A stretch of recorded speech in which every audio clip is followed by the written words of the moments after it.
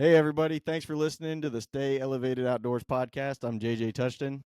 And I'm Coffee Brookins, or Kelly Brookins. I like it. I like it a lot, dude.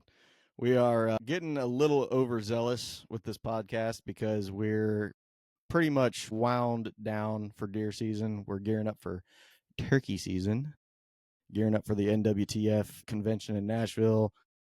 Just pretty much all eyes set on springtime at this point, right? Yep, getting ready for it.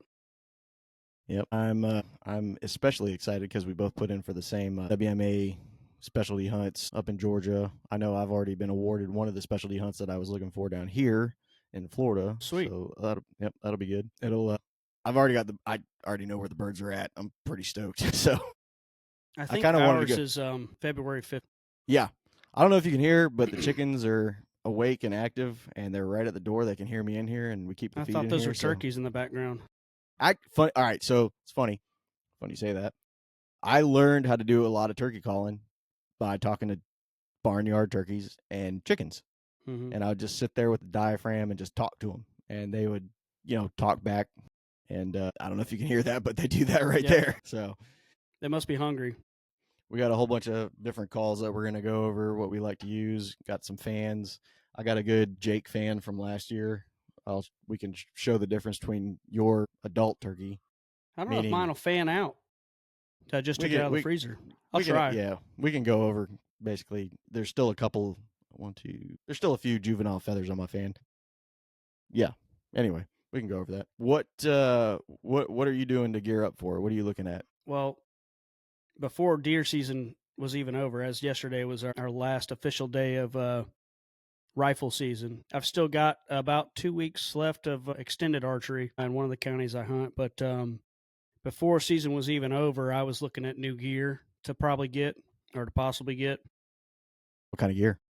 There's I think it's called a success call, and I can't remember the name of it. So if I can find it, you can put the link of it or something like that on here. I've never even bought one yet. I've just watched the guys on the Southern Outdoorsman podcast use it, and it is a super slick call, man. It's it fits in the palm. No. It's a friction call. Okay. It fits in the palm of your hand, and I think it's either marble or ceramic that you strike on, and then you can just make all kinds of different sounds with it. It sounds really good. And then I haven't decided what diaphragm calls I'm going to go with this year. I used a 4-reed call last year, just V-cut. Mm-hmm. And that's pretty much the only ones I used. A buddy of mine gave me one to use that he buys several of every year, and then Woodhaven. I bought. No, it's again, I don't even have the name of it. He just gave it to me. And I'm just throwing it out there. We're not sponsored by any of these. You like Woodhavens?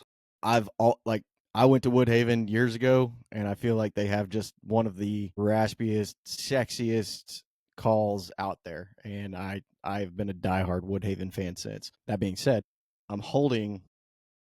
They're old. You could probably still find them, but Hunter Specialties kind of went down the route of kind of gimmicky calls and stuff like that. This one is not. I don't think. I think it's cool as shit. Hold it in the palm of your hand, and it's the push button yelper, and literally makes a pretty good yelp for basically no movement. You're just moving your index finger, and if you're just sitting there with it nestled in your lap or something like that, and you just hit your index finger, not doing any movement whatsoever, not exerting any energy, and man, does it strike on the way back out? Negative. No. Okay. Just on the downward stroke. I just looked up the calls that I was using last year. I got one from my buddy, and then I actually bought another one just to have an extra. Was called a Legacy Premium Game Calls. It's a 4-reed call. It didn't take a whole lot of air to make a noise, but I'm going back and forth between that and going with maybe a 3-reed call this year. I like the V-cut, just a regular V-cut. Mm-hmm. I usually will use a friction call until they get close enough to where I feel like I can't move. And then I just really soft call on the diaphragm call just to get them a little closer if I need to, or if I need them to stick their head up. Go ahead. I'll I could do a natural mouth call, once they get close enough just to just to get them to stick their head up. You see how much movement there is with that if you're Yep. watching. If you're listening, I'm doing it's a pot call, a slate call with a corncob striker, and it's pretty minimal movement. If I'm calling for somebody, if I'm guiding, I have no problem using a slate call when they're in close. I just kind The of whole conceal time. it. Yeah, I just conceal it in between my legs, and those soft purrs like that just, oh Hmm. man, it just brings them in like it's nothing. Yeah, if I'm by myself, I'll use the once they get in close enough, I use the mouth call just so that my hands are on the gun and ready. Because sometimes I don't know where they're going to pop up at. You think they're going to be right in front of you, 100%. and you got to make a move, or they can see your hands. Something. Mm-hmm. I'd hate to have to drop the call and pick up the gun real fast. But it's fun. It's the same thing with deer. They hear the call and they know, even from like 100 yards away, they know exactly where that bird should be, I or think turkeys are better at it.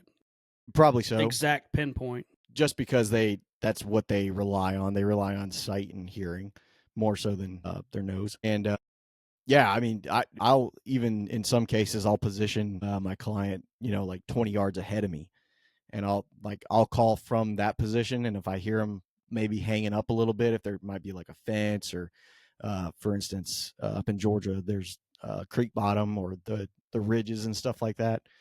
If they get hung up there, I'll move back. I'm not afraid to make noise, as long as I'm Hmm. not within visual sight of them. I'll make a little noise like the turkey's moving away from them 20 yards, 20, 30 yards, and then start calling again. And if they think that hen is moving away, that's a big problem for them. They usually, if nothing else, they'll close the distance between whoever I'm guiding and themselves. They'll close that distance so they can get the shot off at least. But Yep, that's right. yeah, I'm kind of the same way. I like diaphragms. I think that it's once you kind of master, you don't even have to master it. I'll be honest with you. The worst turkey calls I've ever heard were made from Jake's. Hmm. So I mean, as long as you get somewhat proficient with it, diaphragms are lights out. I mean, you can have the hood over your face and just go go go, and it's just your chin moving basically. It doesn't necessarily have to be a pretty call to call one in. No, it doesn't. What are you doing as far as locator calls? What do you do for that? I have when I don't have a chest thing going on. I'll do just a natural owl hoot, and that's about it. I don't really have a good coyote. I could probably use one, but I don't buy a coyote call or anything like that. And sometimes I can do a screech, but more often than not, it sounds terrible. I wish I could do like what's that guy from the hunting public? He's a War Warbriton, I think is what his name is. His last name's Warbriton. Mm-hmm. Anyways, he does an owl screech that's like Lights out. perfect. Yeah, Yeah. holy crap. But yeah, I can't get close to that. But hell, man, you go to some properties and if they're really fired up, you can slam your truck door and the freaking turkeys will gobble. Yeah, I mean, I've heard them fire off to thunder before. Thunder and light, like down here, it's always raining in the springtime. Yep. Or last year, I guess it was actually fall of 2023. I think I sent you video of the the turkey strutting in full fan in October underneath my tree, and I heard them gobbling on the limb from guys shooting deer. Yeah.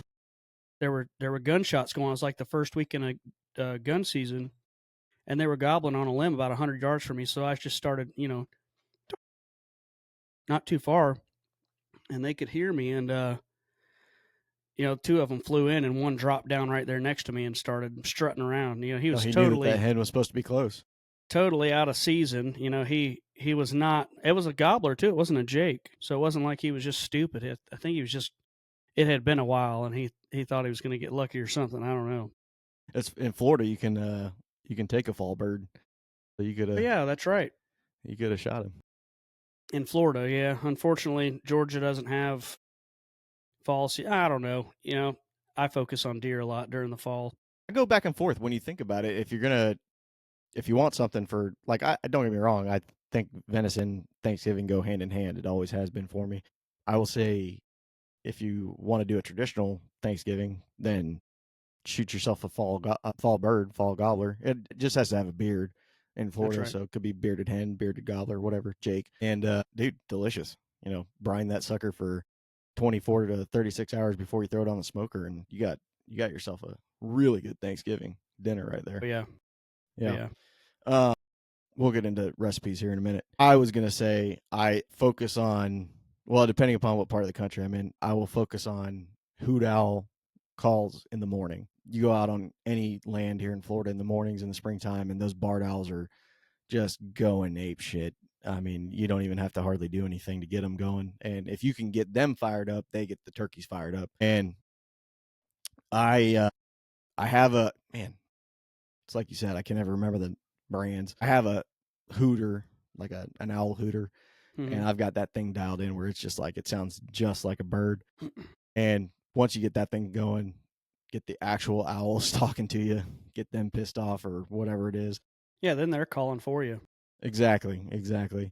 After about, I guess, whenever I stop hearing normal, natural owl calls, I switch to a crow call, and I can do a pretty decent crow call just from my voice.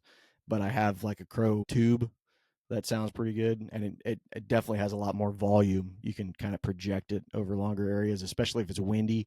You can kind of and hear that. I don't know if it was like Just psychosomatic. shocks them or something, huh? I don't know if it was psychosomatic right there, but when I went, I heard a gobble in my ear. I swear to God, dude. I was like, whoa, what was that? I hear don't know what gobbles that all was. the time that aren't there when I'm, Good I'll put out a God. call and I'm like, man, that is definitely maybe a gobble. That was bizarre. I was like, wait a second, what is happening right now? That I high on some sort of medication from this disease that I've been trying to shake for the last few days. But Most of the time when I'm doing a hoot owl call, it's in the evening time. I like to go out in the evenings and get either in a real open area or on a clear cut where I can project, and sure. it'll go kind of all the way around me. You're up on a Yeah, hill, yeah. and really get loud with it because they're either on a limb or about to be on a limb, and then try to get a good idea where they're at. And then in the morning I'll use it too, but I don't do a whole lot of locating in the mornings. Nor do I. If I have them on the roost, I just start with some real soft putts and purrs to just let them know that I'm close. If not, I'll just do some loud yelps to try to locate one and then close the distance fast and set up. All right, that brings up a good topic real quick. I'll go into how I do it. I was curious. So when you're trying to roost a bird, what are you looking for? What are you listening for? Where are you going in your area? What are you doing?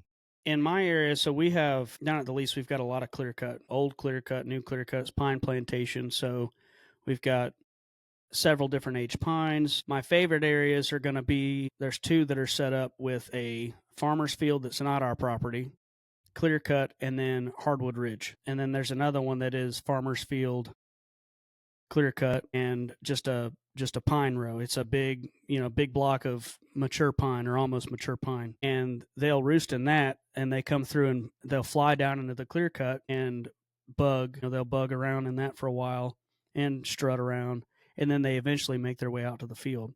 But that's the kind of areas that I'm looking for. I do like to get in the real thin enough where they can walk through, not where it's got like briars and bramble and stuff that's going to grab a hold of them, but thick enough to where I guess they feel safe in it, but they can still move through quickly. I will get into that stuff, but mainly I'm either going to set up in those hardwoods or set up somewhere along the clear cut. One of the birds that I killed last year, I was in the middle of the clear cut. Literally, I think it's a 150-acre cut.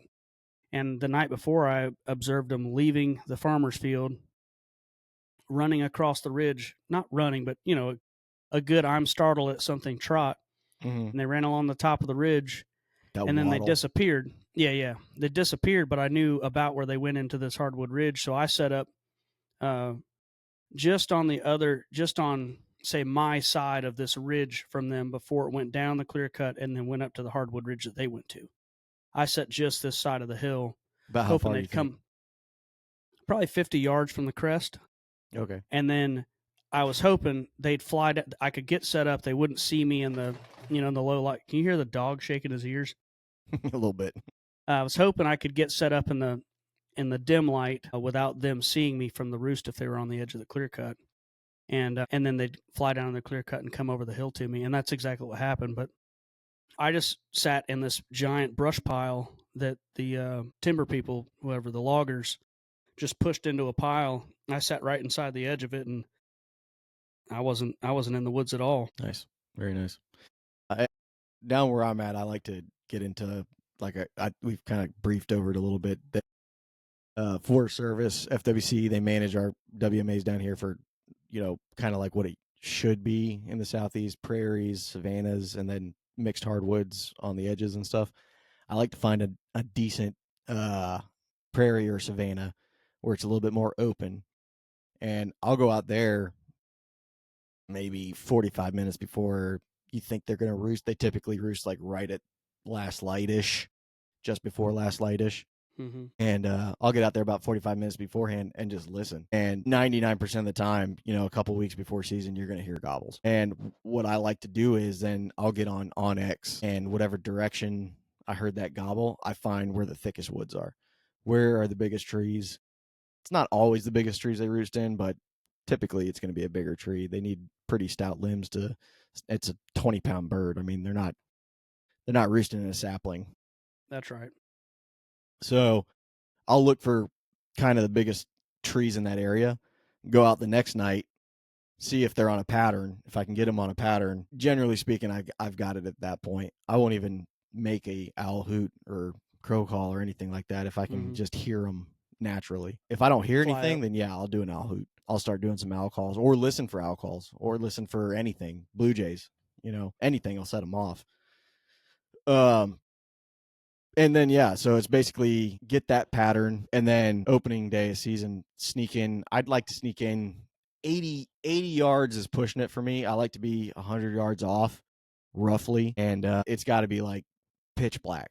Like I don't like moving around. If it's full moon, I'll be even further.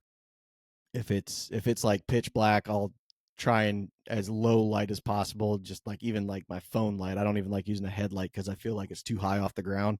I'll use that phone light, just kind of like scanning every now and then, making sure I'm not tripping over anything or stepping on snakes or anything like that, and just find a suitable tree on whatever edge I think that they might be coming out on. And it's like you said, they usually fly down into an open area right around there. Typically, when they fly down, that's when they're going to be pretty vulnerable because you got bobcats and coyotes and all that stuff. They hear them too. They know they're there. I was interested. I read a study. Golly, I can never remember the guy's name. He's out of UGA, up near you. He does a lot of turkey research, but this dude, Tom Chamberlain, Dr. Chamberlain did a lot of research when he was doing his PhD, I believe. It was either his master's or PhD down in Mississippi. And they were looking at predation on turkeys and stuff like that. And obviously, bobcats do hammer them, coyotes hammer them, all that. One of the biggest predation factors that he found in his area for toms on the limb were great horned owls. And the great horned owls will come in and just smoke them off the limb. Like I've never seen that in the woods. It's one of those, like, I would say is probably at the top of my list of things to see in the wild. I just want to see a great horned owl come in and just smoke a tom that's been gobbling and then surf him down to the ground and eat him.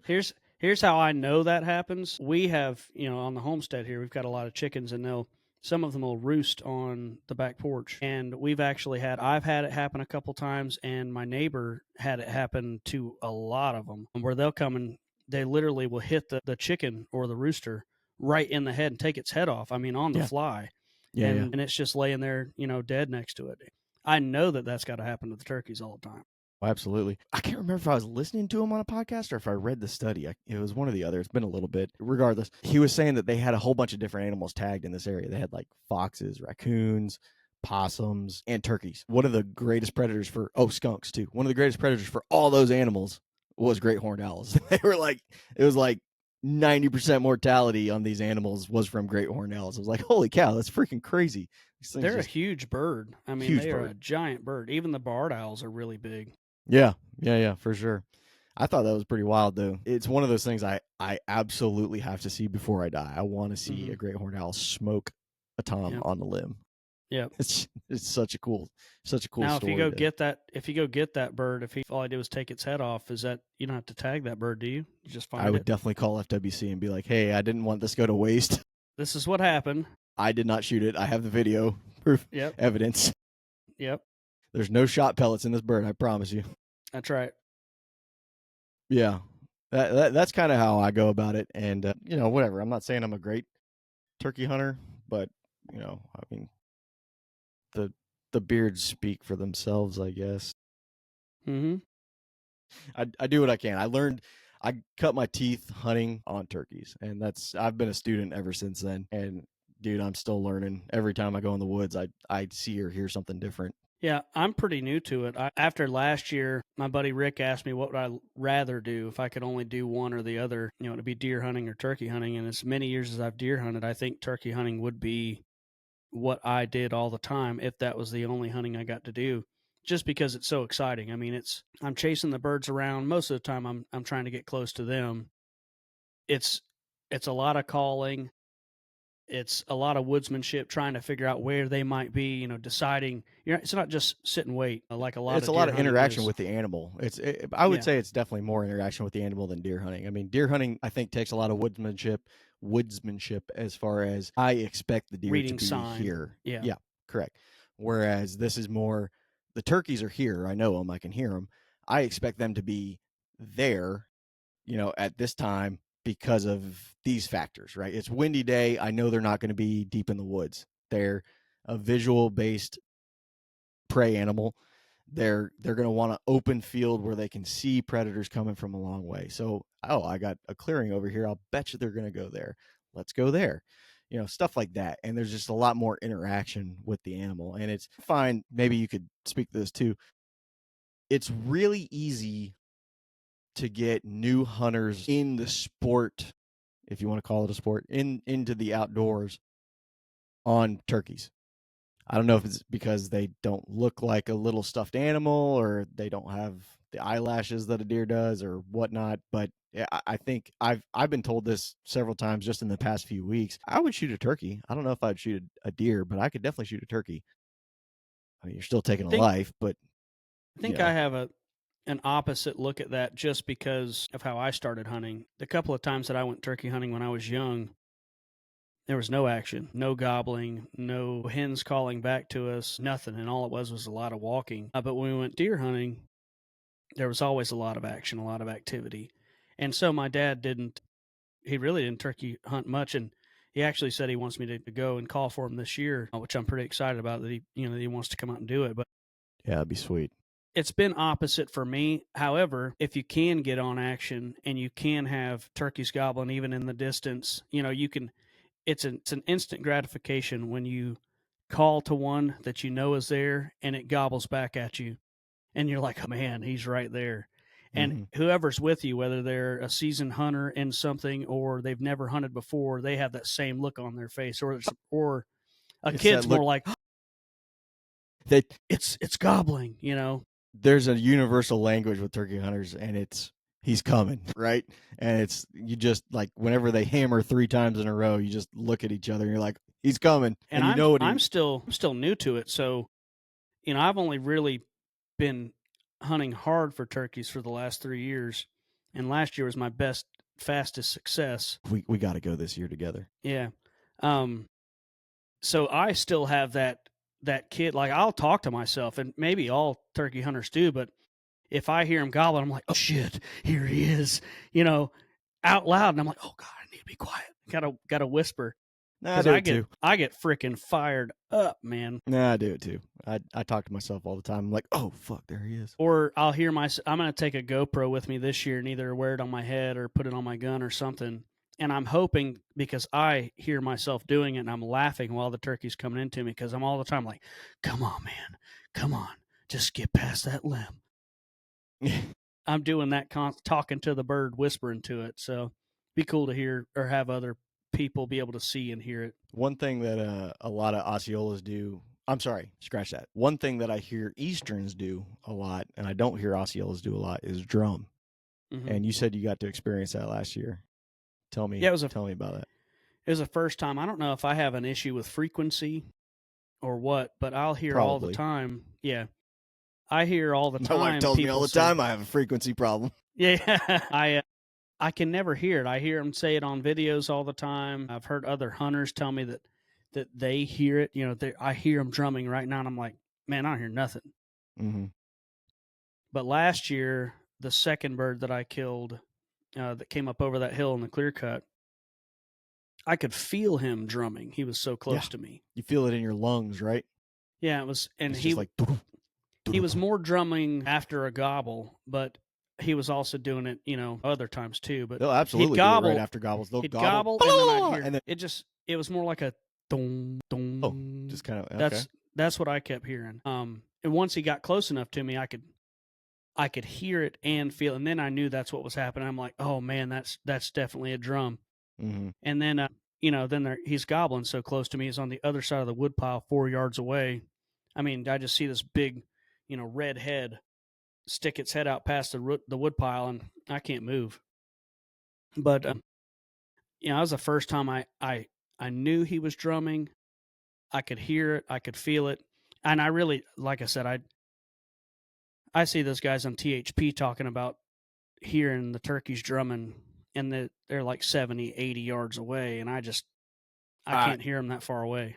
Great segue into what I'm about to say. So that it's funny you say that. So I hear drumming usually when it's close up. Again, I don't know if I've been around gunfire my whole life. I don't know if it's my ears are bad at that frequency or what, but it's usually within like 20 yards is when I start to hear it, 20 to 30 yards. And I notice it a lot more on Easterns than I do on Osceolas. Okay. Why that is, I don't know. But I was in one of the WMAs near the house, and this is last year. I was taking a guy. He had never killed a bird before. We got in this. It was a good setup. I really liked the setup. There was a really heavily wooded area to our left, and we were in like kind of a clearer. I wouldn't even call it a prairie. I'd call it a clearing, really, next to a heavily used trail. Mm-hmm. And I have no problem sitting on people trails for turkeys because they use them just like highways anyway. That's where you see all your tracks at is, Yeah, absolutely. on those trails. Within legal limits. No roadways, people. Of course. No roadways. Of course. This was just like a forest road that there's no vehicle traffic allowed down it. And so it was like kind of to our left and wooded area to our right. And I had heard birds in there when I had scouted. So I was like, yeah, let's go check this out. It was kind of getting on midday. I was getting a little demoralized. We hadn't really heard anything or seen anything. We've seen more people at this point than birds. And we had done a few calling sessions. So we sit down here, thermocel's rocking, no mosquitoes on us.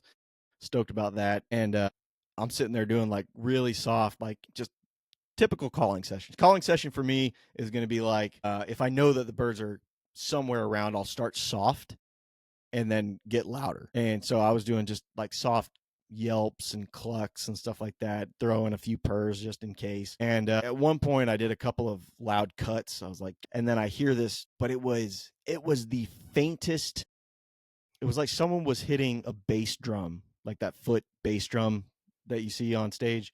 It was like someone was hitting that, but it was like really far away. Yeah. Or you're listening through it through like muffled headphones or something. And I was like, golly, that sounds like a bird drumming. But I have never heard it that far away before. And for the life of me, I could not figure out if it was a bird or not. Going back and thinking about it and talking with people, and like you said, the hunting public and all that stuff, it definitely was a bird. He wasn't calling, he was just drumming. Right. That being said, we did nothing wrong. We waited there for a solid half hour. I was sitting there calling, just waiting for anything to come out. And after I heard the drum, I started softening up my calls and all that. And because I estimated it, a drum at like 20 yards from me, I can feel it in my chest. Like I'm like, oh God, he's like right there. This thing I could barely hear. So it had to be 80 to 100 yards away, right? So I felt pretty confident in my calling ability to where I was like, he's definitely hearing this. If he has not come in at this point, we had decoys out. If he's not coming in, then he's not coming in. So we ended up leaving. But thinking back on it, it definitely was a bird. What else would it have been? Yeah. And so, and right, probably 5 minutes after you left, he came walking into where your decoys were at. 100%. He's like, man, there was a hen here a second ago. Where'd it go? That happened with Rick and I last year. Rick's in the wheelchair, and he has this, I call it his limo cart, where he can pull up into the cart, and then we drive to the spot, and then we put our blind around us, and we call from there, and that's the only way he can do it. And but he's been doing it a lot longer than me and killed several birds, and he definitely gets to watch them do their thing a lot more than I do. Because he's patient. He sits in one spot, and I'm kind of a hybrid, run and gun, sit in a spot, run and gun. Um, but I talked him into moving after we were sitting there calling, soft calling mostly for 45 minutes or so. I talked him into moving to where we could hear a little closer to where we could hear birds, but they sounded like they were going the other way. So we drove around the clear cut, got set up, and Is it gas or electric or? it's a electric Oh, okay. golf Okay. cart. It's been rebuilt so that it's got a really long floor. It's a stretch limo of a golf cart, Gotcha. reinforced bottom and all that stuff. So we drove around, got reset up again, got to calling again, and exactly where we were sitting, one gobbled. So during that 20 minutes that we drove around and got set up again, He had made it around. one had no, it was a different bird because the other ones are still going away from us. Okay. So that this bird that was coming to us was just completely silent, never made a sound until after we were, somewhere else. He came Well, he heard you literally calling right from a different location, and he's like, "Wait a minute, Yep. hang on a sec." And we know that he was right there because we went back after and could see his tracks in our tire tracks where we drove away. Jeez, So that's demoralizing. yeah, I talked him into moving, and I screwed up the hunt, but I got to learn something. Yeah. Patience. Yeah. Well, that's Patience why I is like necessary with turkeys. being in the woods or turkeys, deer, elk, whatever. I just like being out there because you're gonna learn something every single Yep. time, right? So I mean, Yep. for me, that was a learning experience. I didn't think that I could hear drumming that far away, let alone from a Osceola bird. I didn't. Not that they can't drum. It's not that. It's just I'd never really experienced it. I've heard them spit when they get really close and they're really fired up, and there's hens with them and stuff. You'll hear them do that, like where I think I've explained it. It kind of sounds like almost like a semi air letting release. off. Yeah, it's just, but it's like much crisper. But yeah, I didn't really think anything of it at the time, and looking back, I was like, damn, I should have stayed a little bit longer. Maybe that bird would have come out. Whatever, hindsight 2020 might have gone the other direction. Who knows? But That's right. either way, I thought it was pretty interesting as far as a learning experience goes. Yep. Yeah. It's every single time I go out there, like I said, because I'm new to it. It's always learning, and I think that's why it's exciting to me and why I like it. I won't say I like it more than deer hunting, but again, if I had to choose one, it would be turkey hunting. I think it's because it's so new to me. Sorry, I will Yeah. wholeheartedly say I like it more than deer Yeah. hunting. I love deer hunting. Don't get me wrong. It's one of those things where you can just get sucked in, and it's just like for months on end, you're just focused on these animals. But turkey hunting to me is like that fleeting, like, oh, it's just a couple months long, and it's gonna be so good. You gotta push success into 6 weeks, and that's difficult sometimes. We have a long deer season, and I won't say that I definitely do not know everything about deer hunting. I learn every time I go in the woods. I make 100 times more mistakes deer hunting than I have success. But I think because turkey hunting is new to me, or newer to me, every situation is a new situation. Every time I go in the woods, I've never been in that situation before for turkey. Right. All of it is exciting to me. Yeah, I agree. So obviously I'm new to it, like we were saying, and I have my own setup that I take out there. But coming from somebody who's been hunting turkeys a lot longer than I have, what do you usually take into the woods? Do you have this big elaborate setup? Do you take 30 calls with you, or is it really minimal?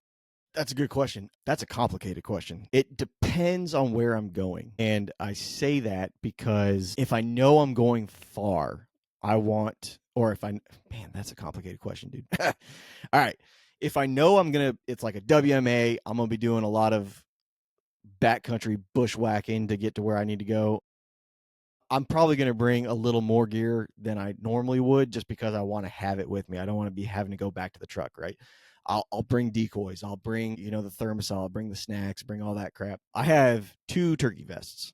I've only ever bought myself 1 turkey vest my entire life. And no, you cannot buy them anymore, or can't buy it anymore. It was made by LL Bean, and they stopped making it a long time ago because I've tried to find another one because for the longest time, I didn't think I could take it apart. and a cat had peed on it at some point, and I was like, I'm never wearing this again. I Mm-hmm. finally like fiddled with it enough, and I got it to the point where I was like, oh, this is going in the washer. Yes. So I was able to wash it and use it again. The downside to that turkey vest is it's made by LL Bean. LL Bean is a company out of Maine. It is heavy as fuck. It Yeah. is hot as fuck. Like it down in Florida, you sweat your ass off in that thing. Not that that is a big deal, apart from the fact that I got gnats in here. Apart from the fact that I'm not worried about the turkey smelling me. I'm worried about the deer smelling me because then the deer will then subsequently scare the turkeys off, right? If they bound off blowing and stuff, well, now the turkeys are all freaked out. So I have that turkey vest. If I'm going deep or something like that, or especially if it's chilly or in Georgia or something, I'm definitely running that vest because I can load it down with gear. I can put like it's like 6 slate calls. I can fit a couple of box calls in there. I got all like there's a little like pouch that like unfolds and you can put like 30 diaphragms in it. I mean, it's a stud vest, right? And it's got this huge game bag on it Mm-hmm. where you're supposed to put your bird, but I put my decoys. And I run, generally speaking, I'll run 2 decoys. The only decoy, let me say this real quick. If you're going to buy a good decoy and you're going to spend money on a good decoy, you only need one decoy to hunt turkeys, and that is a Jake and mid strut. That's it. It doesn't matter if you're making hen calls, Jake calls, gobble call, or tom calls. Doesn't matter. Jake and mid strut. If you can get a tom to see that Jake in mid strut, he doesn't need to know that there's a hen there. He sees a bird in mid strut, so there's going to be a hen there somewhere. He's going to find it, and he's going to come absolutely hammer that Jake decoy. And it's just one of those things. You really don't need anything else. Now, that being said, I do have a hen decoy. And what I'll do is I'll position the hen decoy a little bit lower. Like she's kind of being subservient. She's ready to breed. She's down in the grass a little bit. And then I'll put the Jake 4 to 5 yards away from her in mid strut, like he's getting ready to breed her. Mm-hmm. When they see that combination, it's just lights out. I mean, you don't even have to call at that point. They're coming in sprinting. So I'll do that in select scenarios. It really is kind of dependent upon where we're at. If I know I'm doing a lot of running and gunning, my wife, being the saint she is, for Christmas last year, got me a Sitka turkey vest. This thing is like it's like going from wearing a dry suit for scuba diving to a banana hammock. Okay. It's like nothing Small is and light on. and not there. Oh my god! I threw it on and I'm like, where do I put everything? Like I'm gonna have to downsize. Like I don't even know how I'm gonna use this. There was a point like when I tried it on, and I hopefully I did not convey this like because I'm terrible about my facial expressions.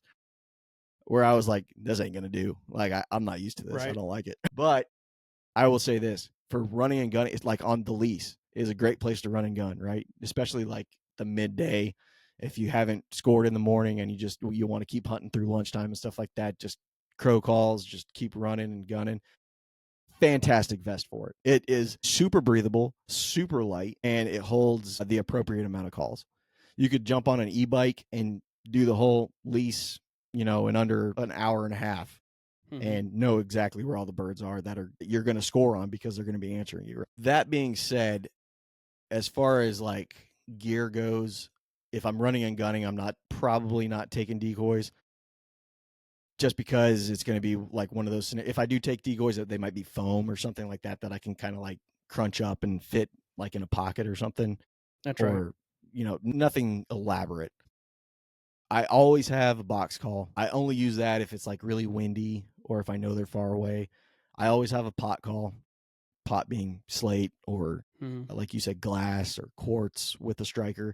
I have a couple different strikers. I made this striker when I was first getting into it. Is literally just a wood dowel, and it's a micro shaft arrow, and you can hear the Okay. difference in them. I like this a lot, actually. It sounds great. Hang on one second. So I mean, it sounds really good on slate, I should say.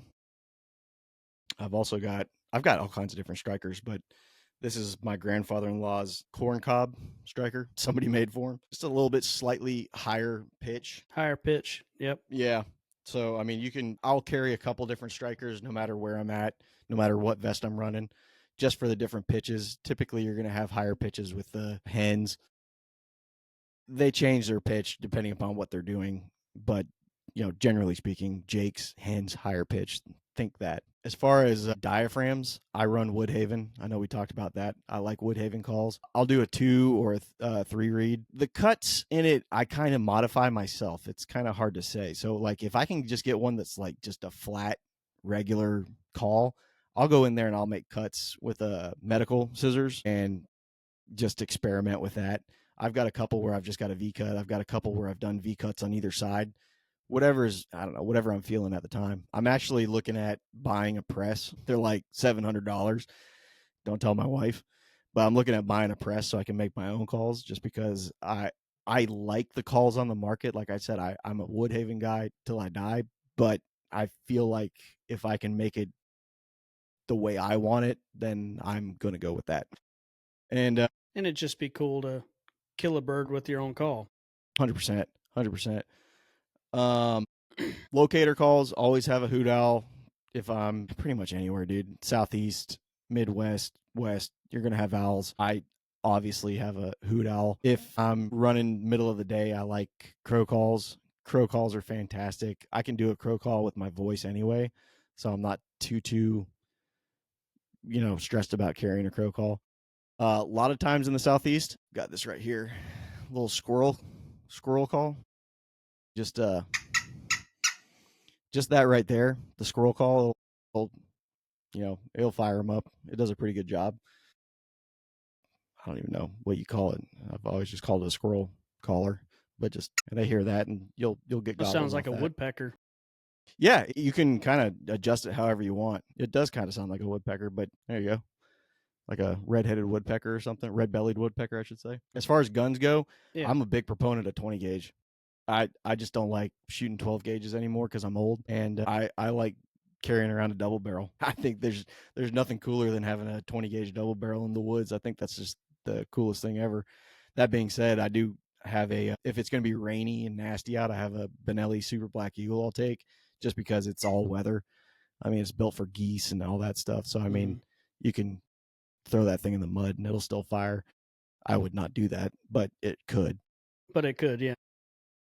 So yeah, that's kind of my setup. That's what I'm running. Every now and then I'll experiment. I got, like I showed you, the little push button yelper. I took that out last year and I had some success having birds answer.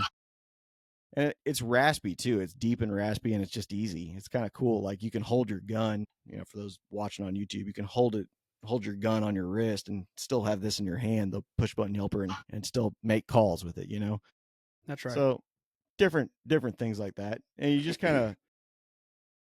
kind of modify what you take with what works for you. For me, I'm down here in Florida in the swamps. I'm not going in the woods without snake boots, thermocell. Those two things are non-negotiable. People that hunt with me, I tell them, unless you have snake boots and a thermocell, you're not going because you're not going to be able to sit still and you're not going to be comfortable, and it could potentially be unsafe. Yeah, excuse me. What were you running? Good God, about dying over here. Bag of cough drops. I take I that need in the them woods bad. every time I go.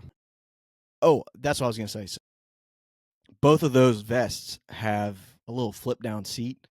I will say this, the LL Bean has a better setup in that it's magnetized. There's like 4 magnets that run along the bottom of the cloth that holds the pad, and you can just like flip it up and it just clips in real fast. You can just throw it up really fast. It's like sitting in a channel and it clips in real easy.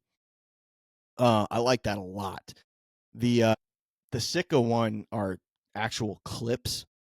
They don't make a lot of noise or anything, but you have to like find it. You know what I mean? So it's either just dangling there, around my legs, or I'll take the time and clip one of them or something. That's the one downside to that. I think this year I'm going to try. My buddy had him on a couple last podcast.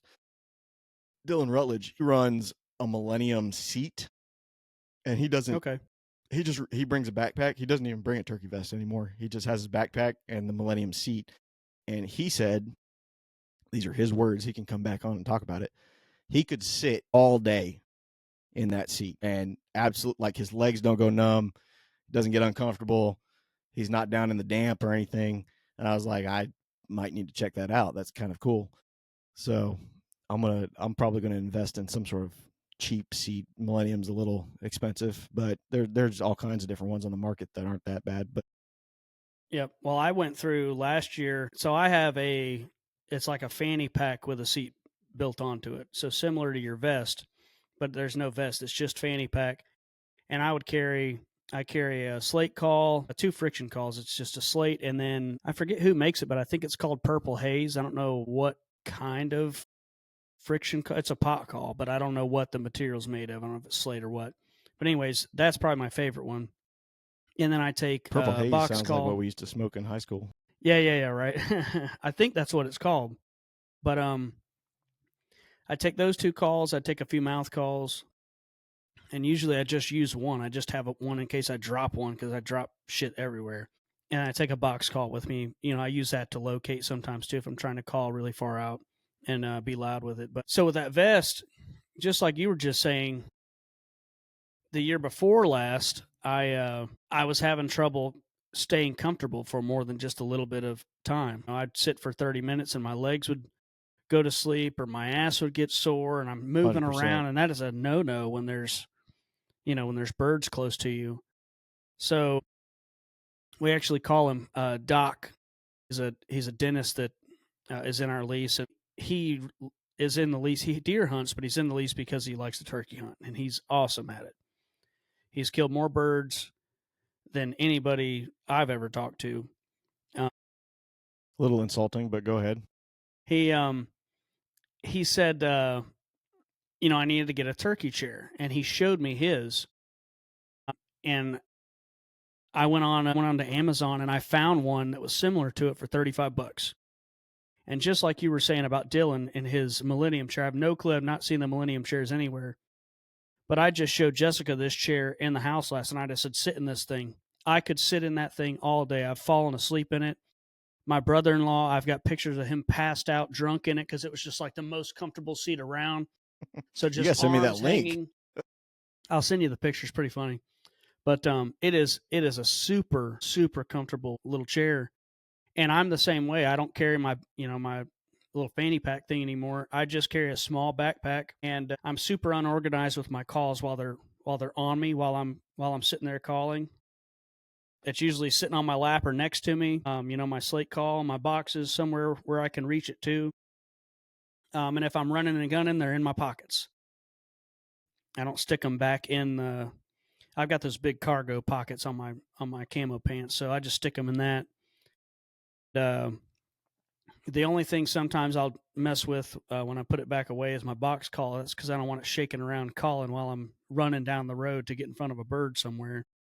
But I'd wrap a hair tie or a rubber band around it so it doesn't do that, and I stick it back in the bag. But that's it, man. I'm on the cheap, super unorganized when I'm sitting there. I don't stick it back in a pouch or anything like that. And that goes to show you that while the expensive stuff, the cool stuff is all awesome and it does have its place and it is really beneficial and might get you a bird that you wouldn't have gotten had you not had it. Me and my Goodwill camo and my $35 turkey chair and That's my just fine. yeah, you don't have to have all the expensive stuff to get out there and be successful either. I will say one thing to that. It doesn't have to be expensive. You can buy turkey vests that are cheap as fuck. I like the organization for a couple things. We've talked about it. If you're sitting in the woods and all of a sudden a bird appears and it's like moving different direction or something like that, but you don't want to do a whole lot of movement. You don't want to be digging through a backpack to try and get to a call or something. I like being able to know like, hey, my diaphragm's right there. I can just, you know what I mean? Or I like being able to know that, my striker's right here, my slate's right here. I can just doot doot doot and get after it. That's the only thing I would say to that. Otherwise, you're 100% correct. You do not need to have a lot of money to get in the woods Yep. to turkey hunt. Yeah. My striker and my friction call, my pot call, stay in my pocket if I'm moving. And my diaphragm honestly stays in my mouth from the time that I sit down Yeah. until I get back in the truck. And they wear out, I guess, because they're in my mouth, so I'm chewing on the freaking tape or something. But Yeah. I never take them out, just because I'm not experienced enough to make that movement. Sometimes, probably, so I just leave them in there to just eliminate them seeing me reach for it. Yeah, 100%. Nothing wrong with that. That's kind of the point I was getting at it with. Like, I've literally only ever bought one vest, and that's I just don't like spending money on that sort of thing. The reason I have the Sika one is because my wife makes a lot more money than I do. I was able to afford it. Yeah. What caliber are you running? You shooting 12 gauge or 20? I'm shooting a 12 gauge, although I am gonna try to load some TSS for 20 gauge this year. It's only 2 3/4, but my first shotgun that I no, I'm sorry, my second shotgun that I got. My dad gave me a Winchester model. I believe it's a 1400 20 gauge semi-auto, and from the day he gave it to me, it had a cracked forearm or foregrip, forend, whatever it's called, and I couldn't find one anywhere. But I found one on eBay for a later model, and the lady that sold it to me said I just needed to take a router and route out the push button to run the slide forward to engage the bolt, and that it would go. So I said, okay, 35 bucks, send it to me. If it doesn't work, it might have worked and it wouldn't have worked at all if I didn't try it. So I did it, put it on, did the router, and it works perfect. And so I'm excited to try to shoot that this year. But again, it only shoots 2 3/4 shells. So I'm going to get with one of the places and see if I can get some load data for one for that and try to kill one with it this year and maybe turn it into a turkey gun just all the time. But what I've been hunting with is a Remington 870. That's what it is, 12 gauge. Perfect gun. And shooting, I'm on the cheap always, except when I start loading TSS. I'm shooting Winchester Super X, number 4 shot. Yeah, I use Remington Nitro Express, but that's literally just because that's all I've ever shot with. I like the heavy shot and stuff like that. I'm sure it works fine, but I've always shot Remington Nitro Express. So. I patterned that, and it didn't pass 35 yards. It didn't pattern near as well as the Super X did in my gun, and I forget what choke I'm running. I think it should be a turkey choke. It is a turkey choke, but I think it's a 660 or something like that. Okay. Yeah. But anyways, it patterns at 50 yards, 40 and 50 yards really well with the Super X and with that choke. So last year, the two I shot, one was at 47 yards and one was just under 35 yards. And it hammered them. So that's I'll probably kill a bird. Well, if I kill birds, I could totally have let my luck run out last year and We're not killing see birds this year. Yeah. We're killing birds. But there's birds. Birds are going to die in the spring this year for sure. Ideally, I'll kill one with my 12 gauge and one with the 20 gauge. That would be cool. And I'd like to get Jessica her first bird and get Kelly his first, because little Kelly's going to come visit during the spring. And the younger kids will be here during late April for their spring break. And I'd like to take Cade, at least, if I can't get him on a bird, at least take him out with me to go call some birds and try to get him close. But I've got a 20 gauge set up for him to hunt with too. Nice. I'm making lofty aspirations for myself this year. I'm gonna try and shoot one with the bow. I'm gonna take the bow out there. I'm gonna buy some. Oh God, I can't remember the name of the broadheads. Like guillotine broadheads or something like that. Yeah, the ones that cut their head off. Yeah. Exactly. Like I'm gonna try and smoke one with the bow. I think that is gonna be one of those experiences that I'm just never gonna forget type things. Being able to call it in. I'm gonna try and do it without a blind. Yeah, I'm gonna kind of experiment and see how that goes. Probably not gonna go that great, but if I can, especially in Florida with the palmettos and stuff, if I can at least get him behind a palmetto at some point and draw back and just hold it. I've got a one of Fred Bear's bows, and it's like an 80% let off, so I could just sit there and hold that all day. Holding back 7 pounds or something like that. Legend XL, that's what it is. Legend. Yeah, and just you could just sit there and hold that thing forever. And if he can walk out at a decent clip, then I can, hopefully at 10 yards. That'll be sweet. Anything further than that, I'm not 100% sure I'd be able to. I probably will run decoys with that just because I need him to be focused on the decoy and not me. Mm-hmm. So, yeah, that's going to be my goal for this year. Other than that, 20 gauge or Kate's got a 28 gauge over under that I've considered taking out. Might do that at some point, but we have a whole slew of like 410s and stuff that I've even considered just because they're light and so much fun to shoot. Yeah, yeah, you So, got a bunch of shotguns there that you could just, kill a couple of birds every year, and it'd take you 4 years to kill one with every shotgun. 100%. Yeah. Well, hopefully, I mean, if you do it right, you could do two in this state and then two Yeah, in multiple Georgia, and states. then yeah, got two in Alabama with Dylan. So, we'll see I how think see how it actually goes. it's 3 in Alabama, Was it or still? maybe it's 5. No, can't I be. think it's 5 in I was listening to that Jacob from the Southern Outdoorsman, and he either killed 3 or 5. Like, man, I feel like it's 5 birds in Alabama. That's a lot of damn birds. I don't know, man. Yeah, Sounds like a lot. I thought but three maybe was a it's lot for 3. Georgia, and then they turned it down to two. Thank God.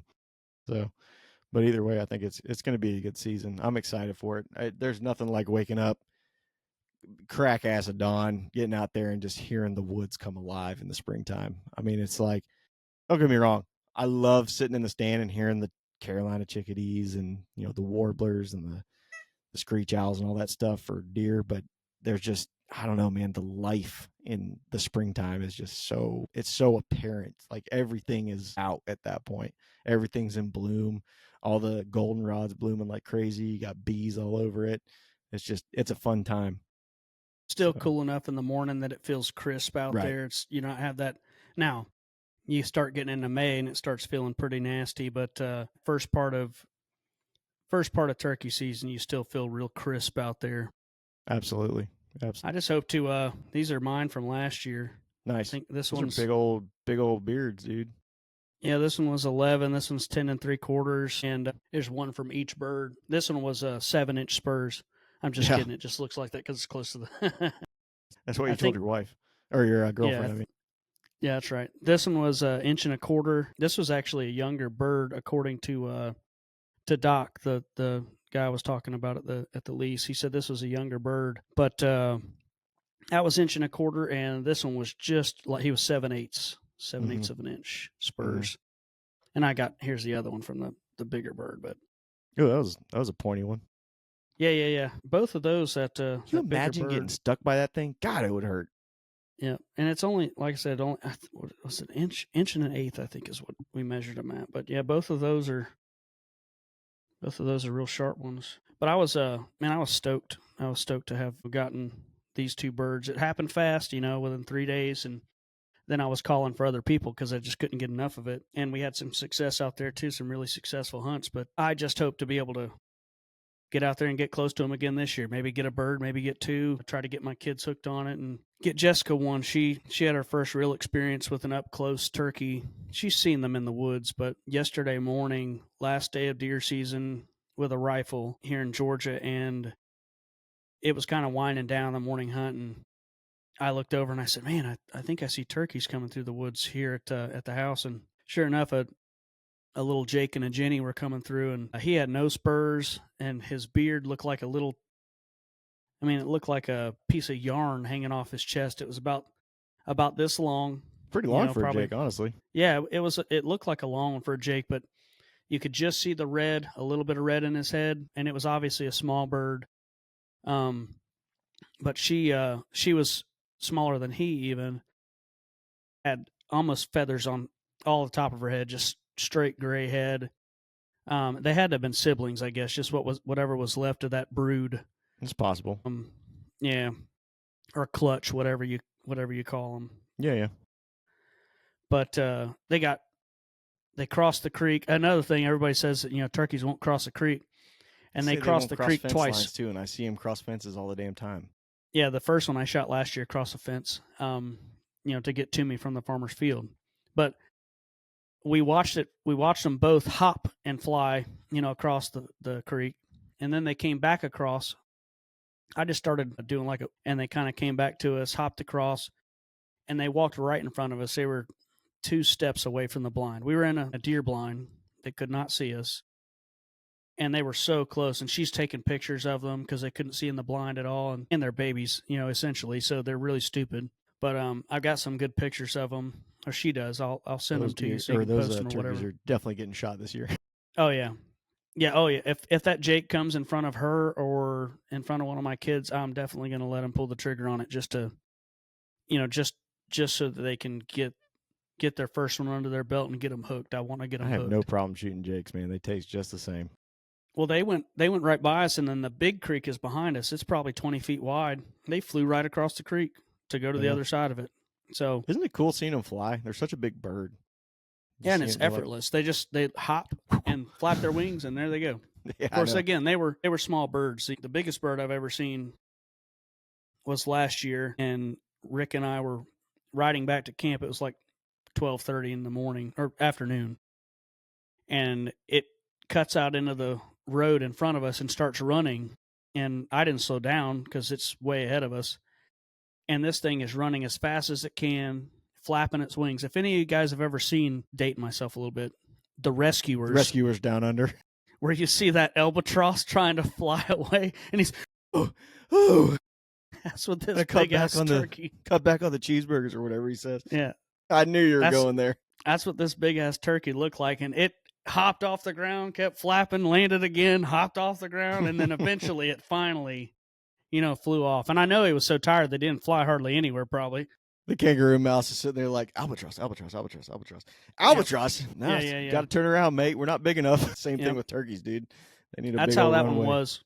So most of them look effortless, but that one he had a real hard time getting in the air. I don't think anybody shot that bird last year either because both of mine weighed, I think both of them, they were exact. It was like 19.6 or 19.7 pounds, but both of them were the exact same weight.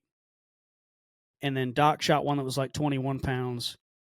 But that bird that we saw fly away was way bigger than that. Clearly, the refueling tanker couldn't get off Yep. the ground. Yep. All right, we got a few minutes left. What's your funniest turkey story? Putting you on the spot, and go. That's legal. Are you asking me that because you want me to tell you about the turkey that I caught? No, well, no. It's legal to catch a turkey. I didn't have to they didn't have to shoot it. All right, You don't fair have enough. you don't have to shoot it, right? Like it's not. Did you kill it and eat it? Yeah, of course. Then okay, yeah, go for it. Okay. So I feel like I've told you this story before. So I was calling for, and this is way back when. This is when I was like 21 years old, and again, still wasn't super into turkey hunting. But my buddies wanted to go out and do it. We were down in Florida, and had they not been with me, they wouldn't have. Nobody would ever believe the story. Some of the guys at the club will believe the story now because they know some of the stuff I've done, and you obviously, but none of my friends at that time would have believed it had they not been there. So anyways, I'm kind of behind them, and they're both set up in front of me with a gun, and we're calling the two birds that are out.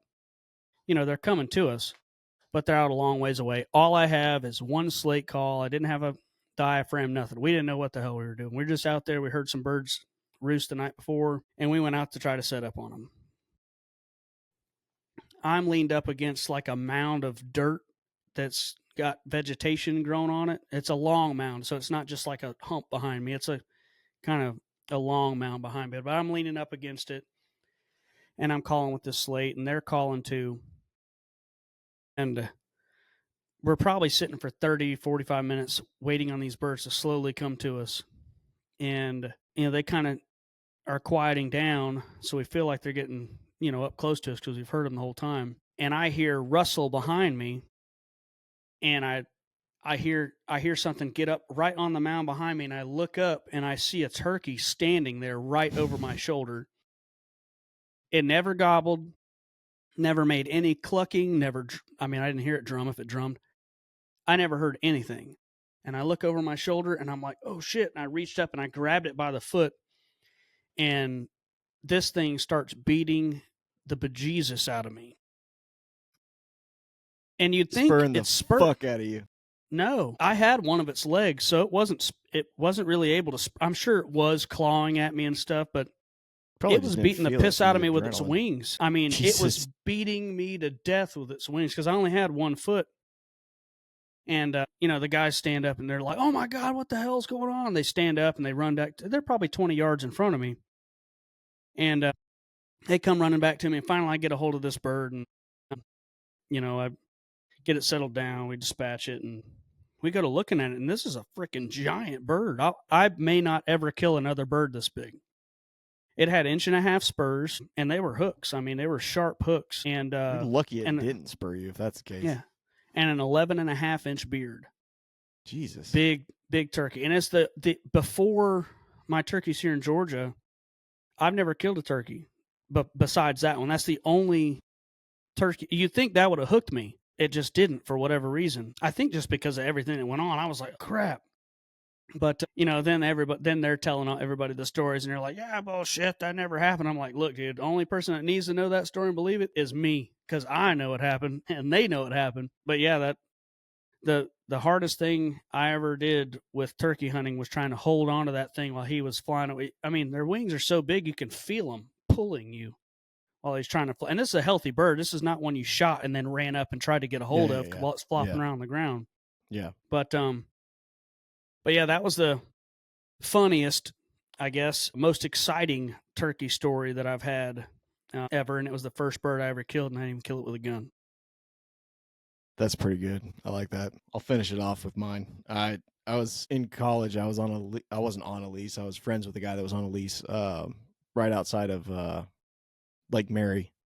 Lake Mary? Somewhere in Central Florida. We'll just say that. And I'll think of the name of it here in a minute. And he had these turkeys patterned. He's like, "Listen, dude, they're going to be in this stand of pines at this time. Just go set up and on this tree and just start calling. Set your decoys out. Start calling. They're going to come in."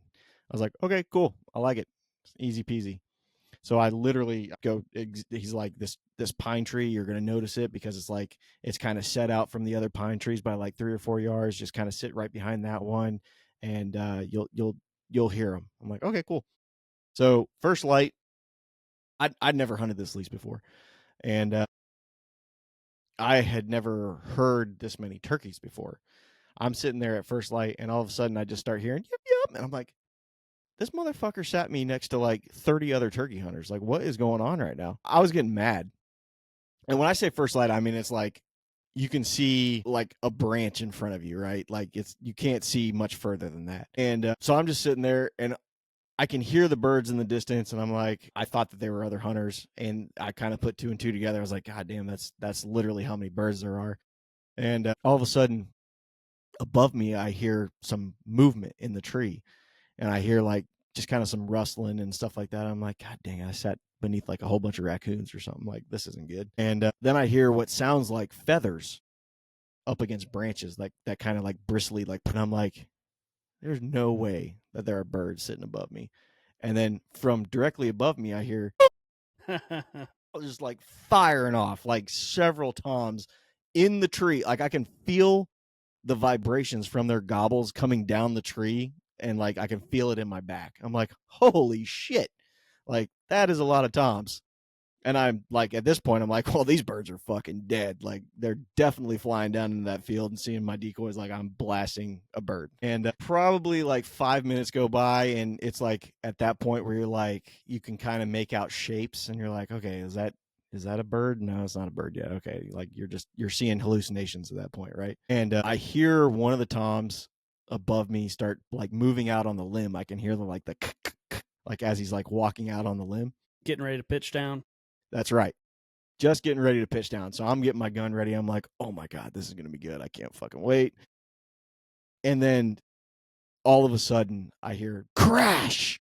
The limb snaps, and that bird and probably a 25-pound limb come straight down and land right on top of me. And I'm in like survival mode at this point. I'm like, oh my God, what the fuck? Like I'm swearing, I'm cursing, I'm like trying to get up.